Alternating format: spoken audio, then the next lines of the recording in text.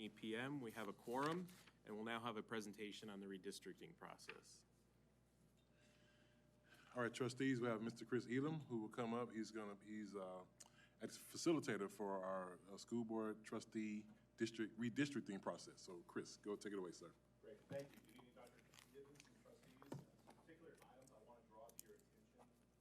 You all know there's a lot of changing demographics and population changes here in LCISD. First and foremost, as we all know, the tremendous population growth in the last decade has brought an additional 68,711 people to Lamar Consolidated, according to the 2010 and 2020 census reports. So as we go through these slides very quickly, I've got some slides here for your participation and for people to see using 2010 census data to illustrate the population. Your current districts were designed initially to be an average population of almost 18,000 people per district with these breakdowns. And in the year 2020, the average population of your district has gone up to as high as 27,483 for an average population.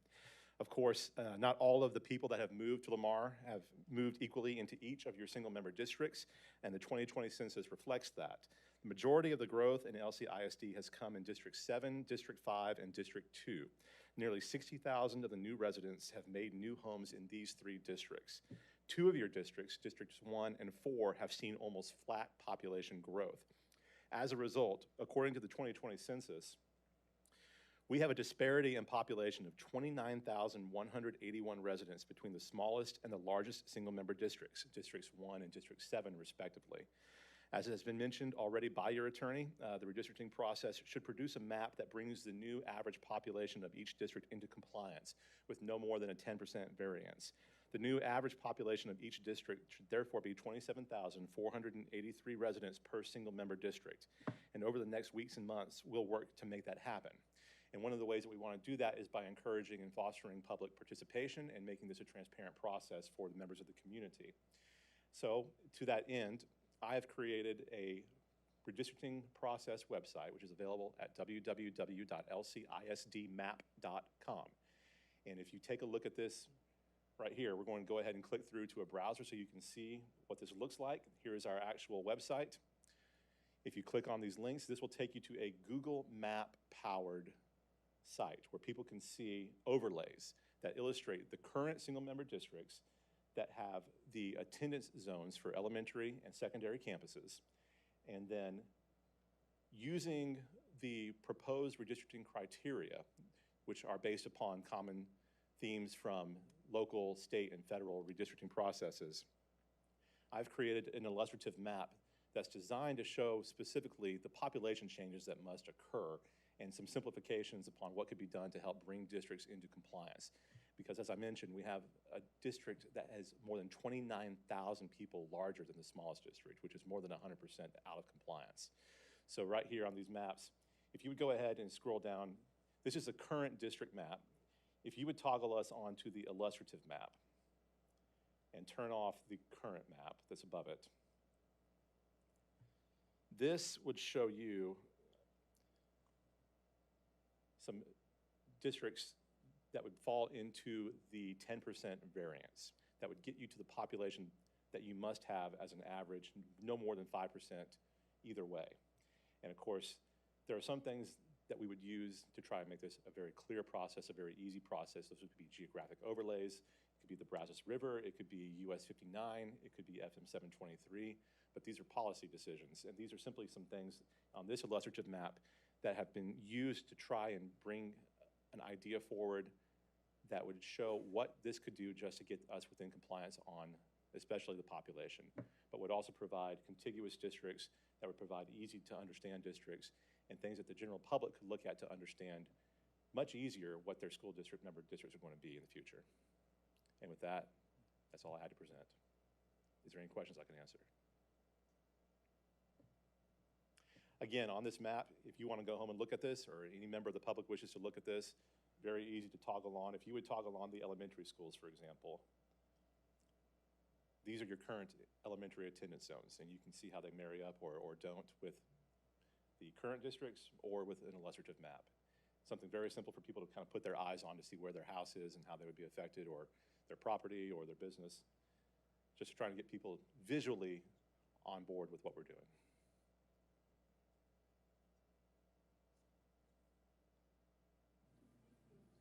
Thank y'all very you. much. Is there a motion that the Board of Trustees approve the resolution adopting criteria for the redistricting process? Ms. Brunzel moves, Mr. Hubenak seconds. Is there any discussion? Sure. Yes, please. Whereas the Lamar Consolidated Independent School District Board of Trustees, LCISD or district, has certain responsibilities for redistricting under federal and state law, including but not limited to the 14th and 15th Amendments to the United States Constitution, the Voting Rights Act 42 USCA and 1973, and Article 5, Section 18 of the Texas Constitution, Texas Government Code, 2058.001 and 2058.002.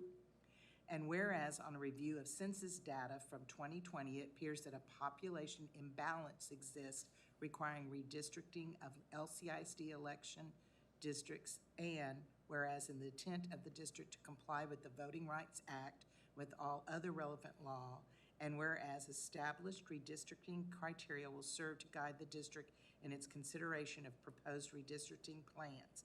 Now therefore be it resolved that Lamar Consolidated Independent School District in its adoption of redistricting plan for trustee districts will adhere to the following criteria to the greatest extent possible when drawing district boundaries. Where possible, easily identifiable geographic boundaries should be followed.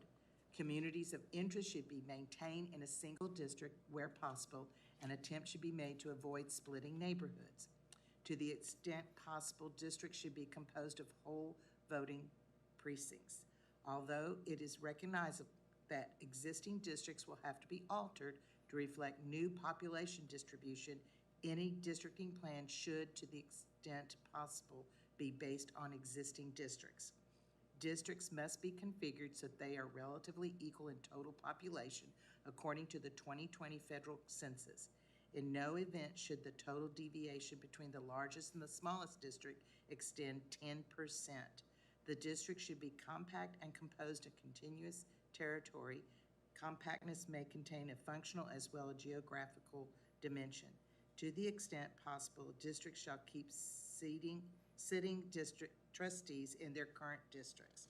Consideration may be given to the preservation of the incumbent constituency relations by recognition of the residents of incumbents and their history in representing certain areas.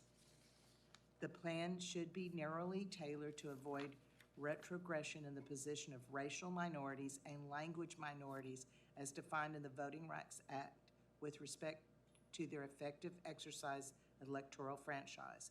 The plan should not fragment or geographically compact minority community or pack minority voters in the presence of polarized voting so as to create liability under Section 2 of the Voting Rights Act 42 USC 1973. The district will review all plans in light of the foregoing criteria. Any plan submitted to the district by a citizen for its consideration must show the full number of election districts and must redistrict for the entire district. The district may decline to consider any plan that is not a complete plan. All plans submitted should conform to this criteria. Be it so ordered. Thank you. Should we mention at this time that we will have town hall meetings, or will we have town hall meetings? Are we thinking about it? I think part of the process is we're considering doing town hall Okay. meetings. We don't have the dates yet. Okay, but I think the public should have. Sure. Thank you. Is there any discussion? Hearing none, all those in favor, say aye. Raise your hands. Aye. Opposed, say no. Motion carries. Are there any other motions to be made? Mr. President, I move that the Board of Trustees approve the action on real estate property as discussed in closed session. Is there a second? Second. Mr. Welch seconds. Is there any discussion? Hearing none, all those in favor raise your hands and say aye. Aye. All those opposed say no, and the motion carries. Are there any other future agenda items the board would like to add? Are there any upcoming meetings or events? San Antonio. We have Summer Leadership Institute with TASB coming up next week. Okay, the meeting is adjourned. It is 8:31, and our 6:30 meeting will begin in about 5 minutes at around 8:36.